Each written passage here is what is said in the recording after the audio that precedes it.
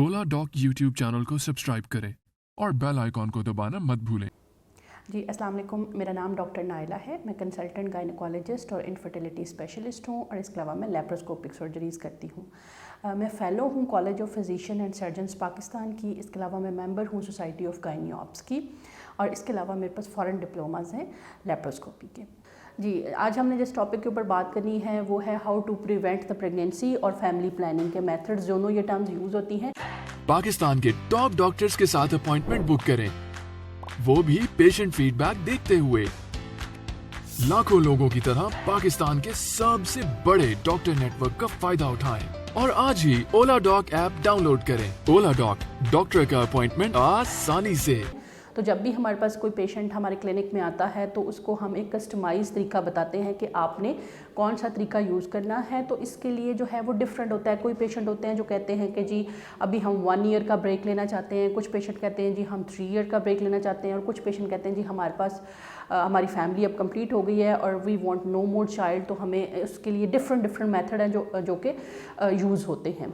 तो मैं आज आपको इस वीडियो में तकरीबन सारे ही मेथड जो है वो बता दूंगी और बता दूंगी कि कौन कौन से मेथड किस किस को सूट करते हैं। रफली अगर आप इस पे बात करें तो हम इनको 4 मोटे ग्रुप्स में तकसीम कर सकते हैं। उसमें सबसे पहला ग्रुप है जिसमें कि आप कोई दवाई इस्तेमाल नहीं करते।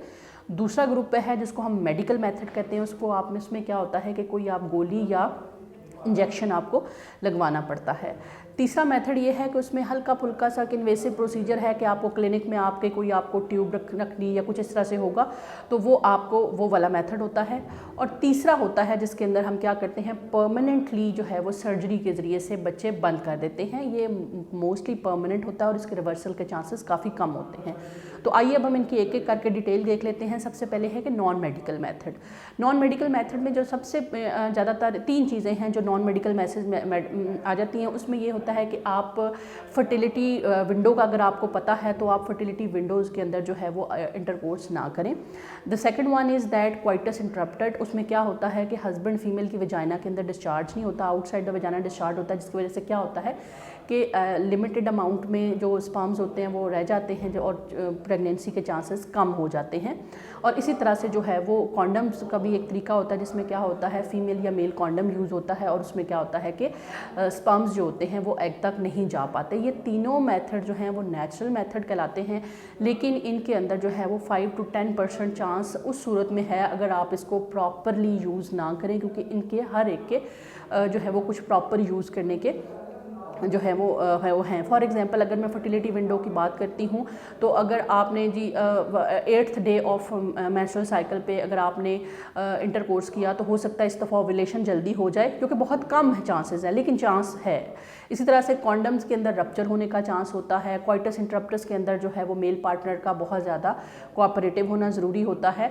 तो इसलिए जो है इनके अंदर 5 to 10% जो ह्यूमन एरर है वो चूँकि एग्जिस्ट करता है, तो इसलिए 90% तो चांस है कि आपकी प्रेगनेंसी नहीं होगी, लेकिन 10% को हम स्पेयर नहीं कर सकते। लेकिन अगर आप बहुत ज़्यादा इसको प्रॉपर नॉलेज के साथ यूज़ करते हैं तो ये तरीका भी काफ़ी हद तक इफेक्टिव हो सकता है। लेकिन अगर इसको आप प्रॉपर नॉलेज के साथ यूज़ करते हैं तो ये पढ़े लिखे जो है लोगों के लिए बड़ा अच्छा मेथड है इसमें। लेकिन जो पेशेंट ऐसे हमारे पास आते हैं जो कहते हैं कि जी we want no more child, हमारी फैमिली कंप्लीट है, तो उनको हम यूजुअली ये मेथड रिकमेंड नहीं करते, क्योंकि जाहिर है कि 10% का चांस है तो वो जो है वो उनके लिए हो सकता है अनएक्सेप्टेबल हो।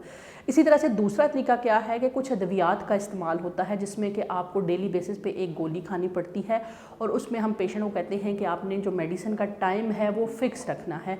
अगर आपका मेडिसिन का टाइम फ़िक्स नहीं होगा तो आपके अंडे बनना ट्रिगर हो सकते हैं और वो रप्चर भी हो सकते हैं। तो ये हम जो मेडिसिन होता है ज़ाहिर है उनके कुछ साइड इफ़ेक्ट्स भी हो सकते हैं। तो ये अगर कोई पेशेंट बहुत ज़्यादा ओवरवेट है या अगर उनका ब्लड प्रेशर बहुत ज़्यादा हाई रहता है या उनकी शुगर बहुत ज़्यादा अनकंट्रोल है या फिर उनको उनकी फैमिली के अंदर जो है वो ब्रेस्ट कैंसर की हिस्ट्री है या उनके अंदर जो है वो कोई किसी किस्म की बच्चादानी के कैंसर की कोई अलामत है, तो हम इन पेशेंट को ये चीज़ नहीं देते हैं, क्योंकि ये दवाइयाँ जो है उनके इनकी बीमारियों को ट्रिगर कर सकते हैं। और एक और कैटेगरी भी है जिसको हम ये वाला मेथड नहीं बताते। उसमें ये होता है कुछ ख़वातीन ऐसी होती हैं जिनकी यादाश्त का मसला होता है कि वो अक्सर गोली खाना भूल जाती हैं, तो फिर उनके लिए भी ये मेथड बहुत ज़्यादा फेलियर की तरफ चला जाता है, तो हम उनको ये बात रिकमेंड नहीं करते। लेकिन अगर आपकी यंग एज है और आपकी बॉडी मास इंडेक्स बहुत ज़्यादा नहीं है, आपको कोई बीमारी नहीं नहीं है और आपकी याददाश्त अच्छी है, आप इसको रेगुलर फॉलो कर सकते हैं, तो ये एक अच्छा मेथड है। इसके अलावा दूसरा मेथड क्या होता है, उसमें क्या होता है कि यही हार्मोन जो है वो हम आपकी बॉडी में इंजेक्ट कर देते हैं। ये 3-3 महीने के इंटरवल का भी एक इंजेक्शन होता है और मंथली बेसिस पे भी आपको इंजेक्शन लग सकता है। और ये इंजेक्शन होता क्या है कि ये भी आपके अंडों के मैच्योर होने के प्रोसेस को रोक देता है और आपके जो फर्टिलाइजेशन होती है उसको रोक देता है। तो इसी तरह से क्या होता है कि आपकी जो फैमिली है उसमें गैप आ जाता है। और ये लेकिन ये है कि इसमें ये होता है कि मंथली बेसिस पे आपको ये इंजेक्शन या 3 मंथली बेसिस पे आपको ये इंजेक्शन लगवाना पड़ता है, ठीक है। उसके बाद हम बात करते हैं एक और मेथड की जिसको हम अपनी ज़ुबान में कहते हैं मिनिमली इन्वेसिव। उसमें होता क्या है कि हम आपको अपने ओपीडी में बुला के आपका छोटा सा कोई प्रोसीजर या कट कर सकते हैं, लगा के आपको दवाई आपके अंदर रख सकते हैं और वो आप उसी डे में आप घर जा सकते हैं। लेकिन उससे पेशेंट थोड़ा सा खौफज़दा होते हैं। वो मेथड कौन से हैं?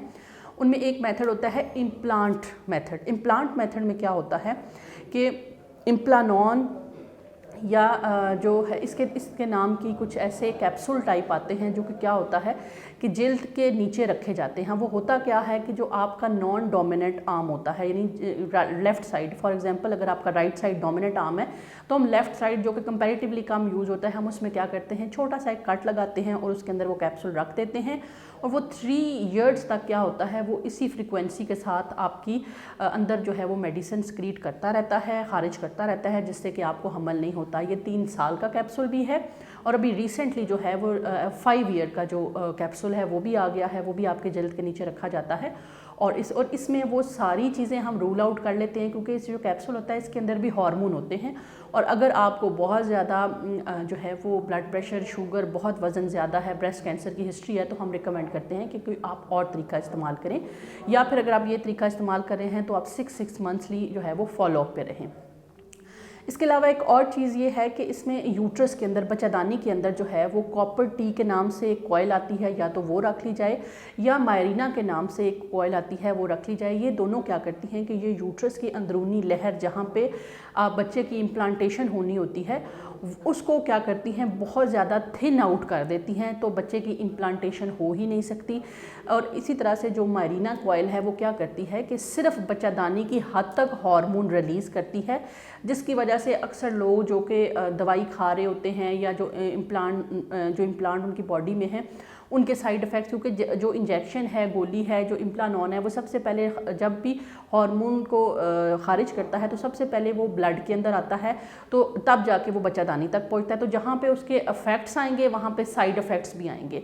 लेकिन ये जो मायरीना होता है ये एक बड़ा अच्छा सिस्टम है। इसमें ये होता है कि ब्लड के अंदर जो है वो बहुत ही कम मिकदार हार्मोन की जाती है, सिर्फ जो है वो लोकली बच्चादानी के अंदर ही इसकी हार्मोन की जो मिकदार होती है वो ज़्यादा रहती है, जिसकी वजह से जिन पेशेंट को बहुत ज़्यादा हार्मोन के साइड इफ़ेक्ट्स आ रहे होते हैं उनके लिए ये तरीका बड़ा मुनासिब रह जाता है। अच्छा, इसके बाद जो चौथा तरीका है वो क्या है, सर्जिकल मेथड। इसमें क्या होता है कि फ़ीमेल्स की ट्यूब्स को ब्लॉक कर दिया जाता है और इसी तरह से जो मेल का जो ट्यूब होती है जो कि टेस्टिस से स्पर्म्स को लेके आती है ड्यूरिंग इजैकुलेशन, इसको वैज डेफरेंस कहते हैं, उसको ब्लॉक कर दिया जाता है। तो ये तरीका कार जो फीमेल्स के लिए यूज़ होता है, ट्यूबल जो ऑक्लूजन का मेथड होता है, उसमें या तो आप पेट पे हल्का सा एक छोटा सा कट लगाते हैं और ट्यूब्स तक पहुंच के जो है वो उनको आप बंद कर देते हैं। और यही तरीका कार जो है वो बड़ा सादा सा होता है। लेप्रोस्कोपिकली भी हम क्या करते हैं, पेशेंट को बेहोश करके कैमरा उसके अंदर डाल के और उसकी ट्यूब्स को क्या करते हैं, क्लिप कर देते हैं, और अगर सुबह ये प्रोसीजर हुआ तो शाम तक मरीज़ अपने घर जा सकता है। ये भी बड़ा एक वो तरीका है, लेकिन ये हम उन केसेस में करते हैं कि जिनमें फैमिली को जो है वो फर्दर बच्चों की ख्वाहिश नहीं होती है, क्योंकि इसके रिवर्सल के चांसेस और दोबारा बच्चे पैदा करने के चांसेस काफ़ी कम है। जहाँ पे रिवर्सल्स हमने किए हैं, यानी ट्यूब्स को दोबारा से हमने रिपेयर किया, तो हमने देखा है कि 10 to 15 केसेस में ही जो है वो हमल होता है, और वो भी ज़्यादातर हमल जो है वो ट्यूब के अंदर चला जाता है और इक्टोपिक प्रेगनेंसी कहते हैं, जिसकी वजह से हमें जो है वो पेशेंट को अर्ली इंटरवेंशन करनी पड़ती है। तो ये हम मेथड उनको ऑफ़र करते हैं, उन पेशेंट को ऑफ़र करते हैं कि जो अपनी तरफ से अपनी फैमिली को कंप्लीट कर लेते हैं, फ़ीमेल की एज कम से कम 31-32 ईयर्स से ज़्यादा हो जाए और उनका जो लास्ट बेबी है उसकी एज 7-8 ईयर्स से ज़्यादा हो जाए, तो उनको हम सेलेक्ट करते हैं इसके लिए। इसी तरह से जो मेल विजेक्टमी है उसमें क्या होता है कि वैज डेफरेंस को बंद कर दिया जाता है, जिसकी वजह से क्या होता है कि जो स्पर्म्स होते हैं वो आगे तक नहीं आ सकते और वो उधर ही जो है वो रुक जाते हैं, जिसकी वजह से जाहिर है कि जब स्पर्म्स नहीं होंगे तो आगे फर्टिलिटी कंटिन्यू नहीं रहती है। तो इसमें भी सेम क्राइटेरिया होता है कि आपको फर्दर जो है वो उनकी बच्चों की ख्वाहिश ना हो, ताकि इसकी रिवर्सल के चांसेस बहुत ज़्यादा कम है। लेकिन मैं एक चीज़ यहाँ पे बताती चलूँ कि जिन मेल की विजेक्टमी हो चुकी होती है उनके अंदर स्पर्म्स बनने का प्रोसेस ख़त्म नहीं होता है। अगर वो उनको बाद में कभी बच्चे की ख्वाहिश हो या जिनकी ट्यूब बंद है उनको कभी बाद में बच्चे की ख्वाहिश हो तो उनको हम IVF या ICSI से उनकी मदद कर सकते हैं। ये वाहिद तरीका है जिससे कि वो नेक्स्ट बेबी की तरफ जा सकते हैं। और उस तरह से क्या होता है कि हम एक बाहर टेस्ट ट्यूब बेबीज़ को जो है वो एक्सटर्नली हम फर्टिलाइजेशन करवा के और उनको मदर की वूम के अंदर प्लेस कर देते हैं और फिर वो प्रेगनेंसी कंटिन्यू हो जाती है। तो अगर किसी के साथ इसी वीडियो फोरम से मैं आपको ये मैसेज देना चाहती हूँ कि अगर किसी की विजेक्टमी या ट्यूबल ब्लॉकेज सर्जरी हो गई है और रिवर्सल के बाद उनकी प्रेगनेंसी नहीं हो रही और वो भी उसको चाहते हैं, तो उनके पास एक मेथड है IVF या ICSI, वो उसको फॉलो कर सकते हैं और अपनी फर्दर जो है वो ऑफस्प्रिंग प्रोड्यूस कर सकते हैं। तो ये थी पूरी एक अपनी तरफ से मैंने इसको बहुत सादा ज़ुबान में आपको समझाने की कोशिश की है फैमिली प्लानिंग के मेथड्स को, लेकिन इसका मतलब बिल्कुल नहीं है कि आप अपने तौर पे ही कोई फैमिली मेथड उठा लें और उसको प्रैक्टिस करना शुरू कर दें। इसके लिए आपने किसी न किसी सर्टिफाइड गायनेकोलॉजिस्ट के पास जाना है, या अगर आपको मेरी किसी भी किस्म की मदद की ज़रूरत हो तो आप ओला डॉग के थ्रू मेरी अपॉइंटमेंट ले सकते हैं। मैं चुगताई मेडिकल सेंटर खोकर चौक पे प्रैक्टिस कर रही हूँ, तो इंशाल्लाह जो है वो I will try to help you out in always. Thank you so much for listening with such patience.